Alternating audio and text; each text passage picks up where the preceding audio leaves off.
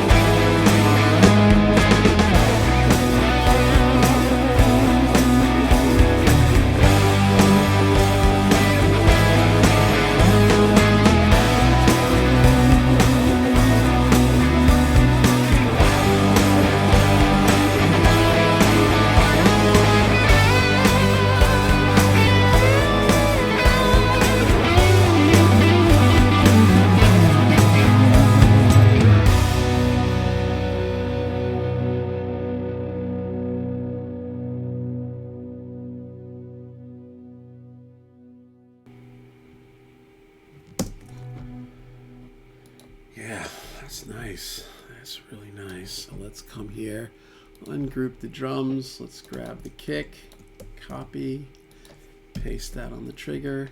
Here's the snare, copy, paste that on the snare trigger. And now we should have drums. Kill the superior. We'll just make it inactive for now so we know it's out.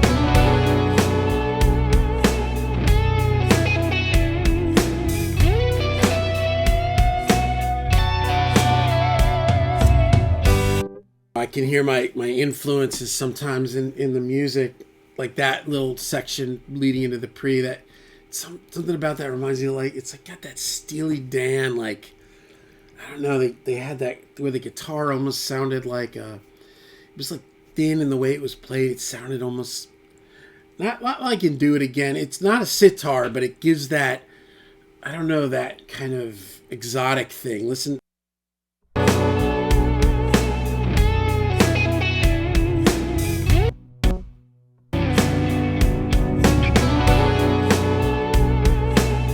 especially with the reverse rake of the 12 string, right?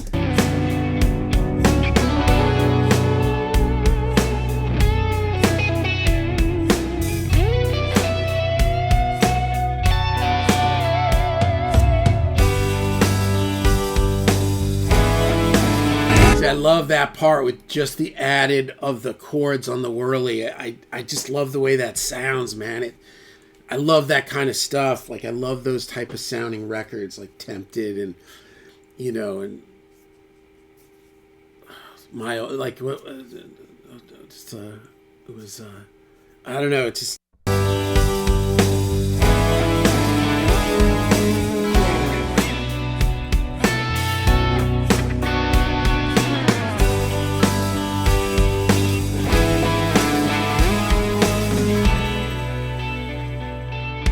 All right, what I did was I added whirly and the synth on the whole second half of the song.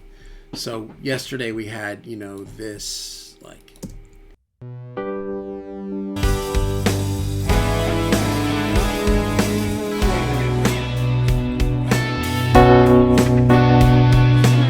Right now, coming into the change.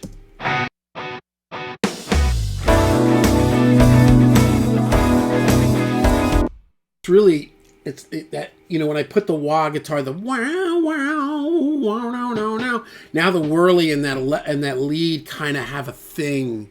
Let me see.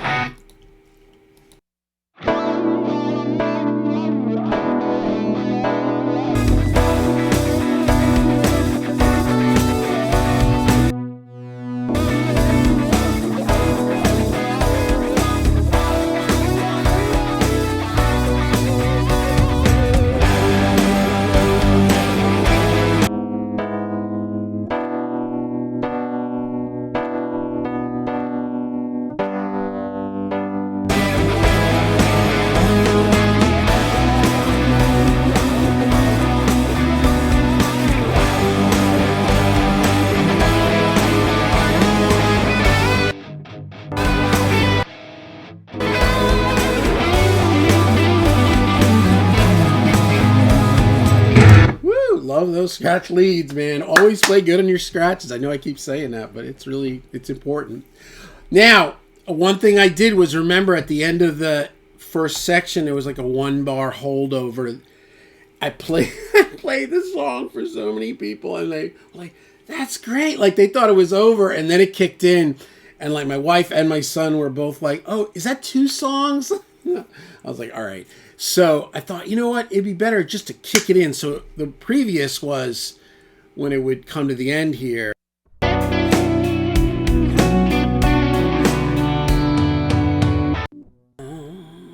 And then, but that little hold really felt like the end of the song to a lot of people. So, and I think it's better this way. So here it is now with the chop. So I took the, you know, you highlight the entire, you go in all mode, highlight everything, the whole 1 bar or whatever it is. What is it, 4 bars? No, it can't be 4 bars. Whatever it was like 1 bar. And then you also grab the, the markers and then put it in shuffle mode up here, upper left, or my left. I don't know what it is for you. But put it into shuffle mode, and then everything just goes. And even if the tempo change was on the hit, so I didn't have to like do the tempo work. So here it is. So this is now without the 1 bar, and you'll see these are hanging over. These are the synth and the whirly, but I did auto mute on them. Audio mute.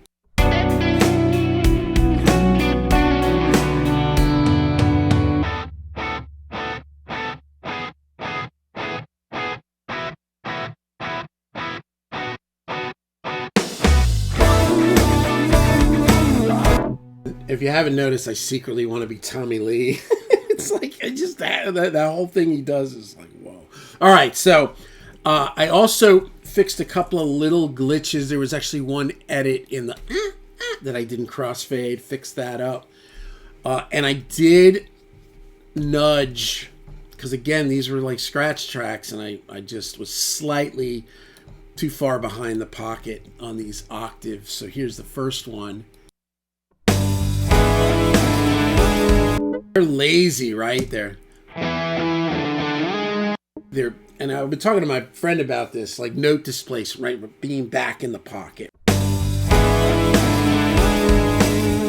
You know what I mean? And the second one was just a little too back in the pocket, so I just nudged it.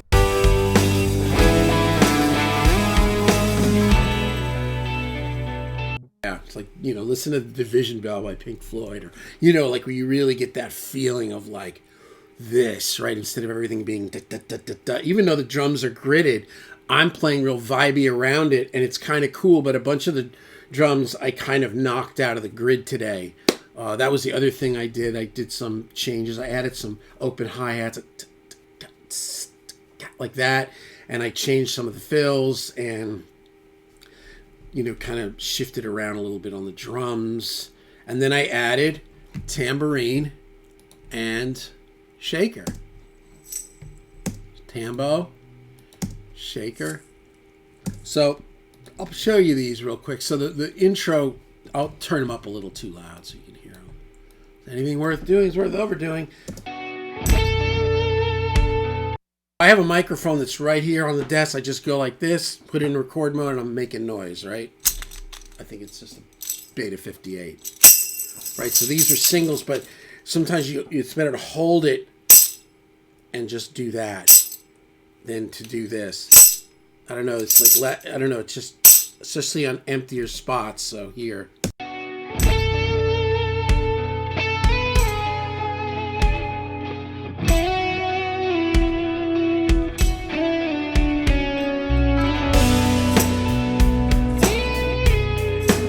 Real like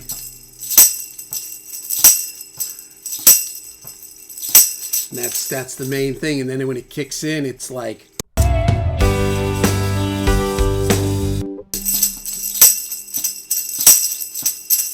nothing's quantized. This is just for real. Then it's back to this guy.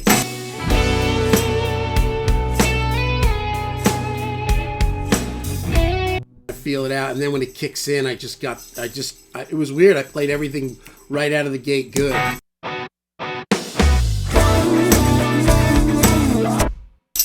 was kind of like shaking it up and down and then across, like.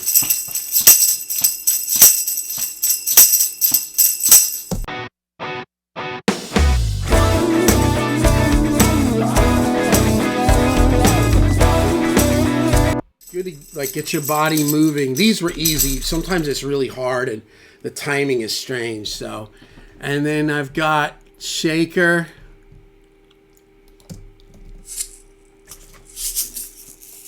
That's just kind of going right along with the tambo.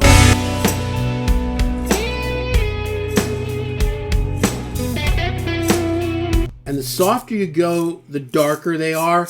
The harder you go, the kind of more snappy and bright they are.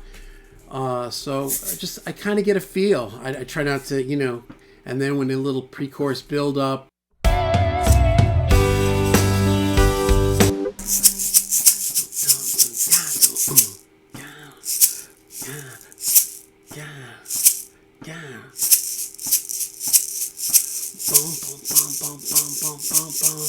And on the end of this too, I did the little tambo.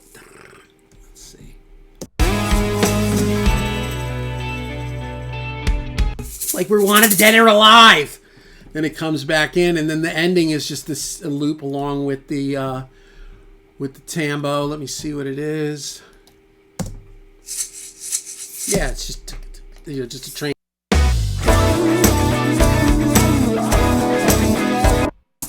I'm almost playing it like I'm playing like eighths on the hi-hat. That's it. And I'm about that far or so off the mic. Nothing.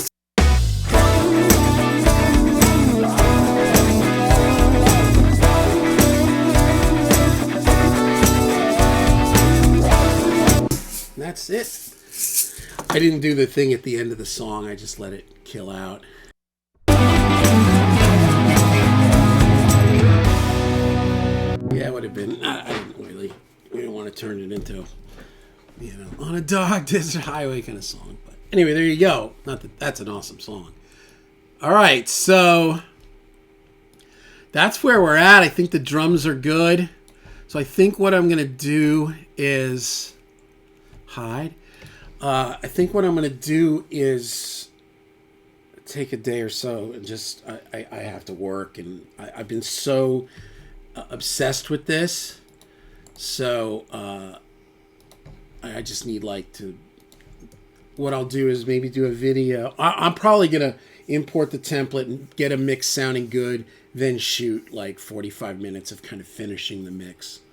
Because it's just I can't do like a 2 hour. It's gonna take me a little time to mix this because I really like it and I want it to be good.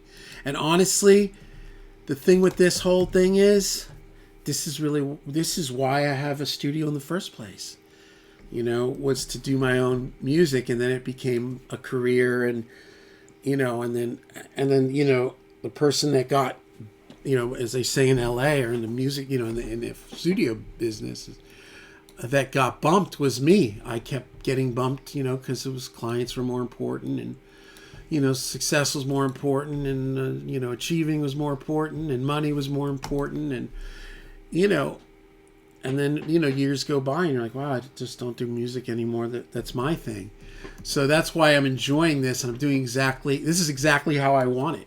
And the thing is, I was kind of on the fence about bringing in a bass player. And I'm glad that I didn't bring in a bass player. And not that bringing in a good bass player wouldn't have been awesome. But I got some confidence because I felt good about the bass line. And it came out what I was more hearing in my head, where if somebody else came in, then it would really be their thing, and they may get like all funky, turn it into chili peppers in the in this part. I just like that, so I'm happy that I did it, and this is it, man. I mean, this is the dream. And right now I don't have a current deal for licensing. I'm probably going to renew my deal, and we're going to do some more through this company, and then I've got this Universal. But right now I'm free, and I'm happy. Like, that's kind of like I'm enjoying this. I'm not like making it and going, oh, I hope he likes it, or oh, I bet he would like it if I put in a slide whistle right now. You know what I mean? Like, I'm not doing that. I'm just doing, this is really me.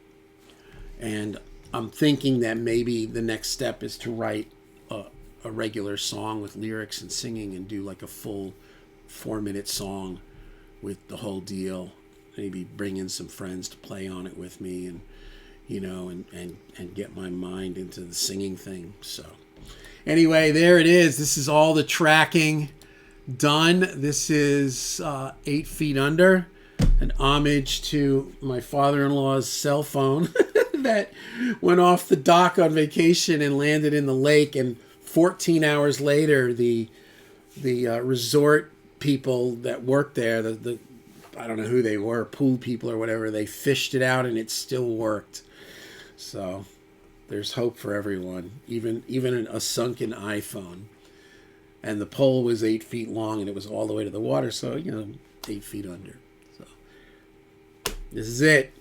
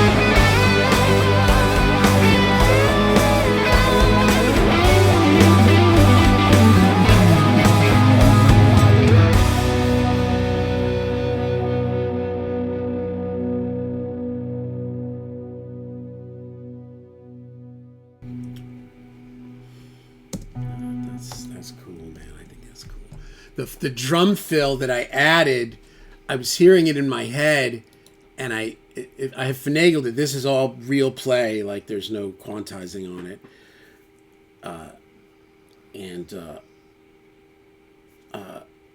It's like a drum fill that I I do in I can do it as like a mouth thing, like I do it in like any song I can do that fill, right? So I put it in there, so it's a little weird to hear it because I'm like, oh yeah, there's that fill that I always sing, but here it is. Here it is.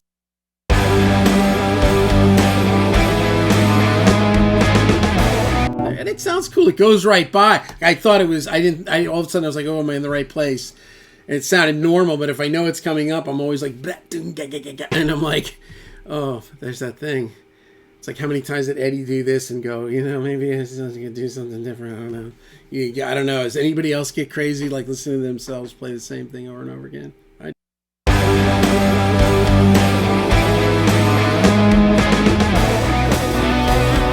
I'm leaving it, man. It's awesome. And it's me, right? I mean, that's like my, that's my drum fill of the century. But you hear it all over the place on the radio, on rock records. I mean, Lars does. I hear everybody play that dang fill. So, all right. And I was thinking of like switching the bass to more like, not metal, but like,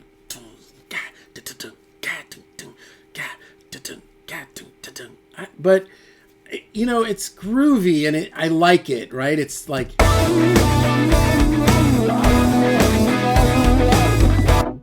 it's more. I'm gonna leave it. I've been watching a lot of Barstool Pizza Review with Dave Portnoy, and he just likes regular pizza. He doesn't like fancy. He doesn't want garlic on it. He doesn't like this. He doesn't like that. He just wants like a plain. He likes the New Haven kind of Neapolitan, whatever. So this is. I mean, there's a lot of fancy schmancy stuff on this, but there's certain times where I just like it like that. So, peace. So the next video is going to be mixing.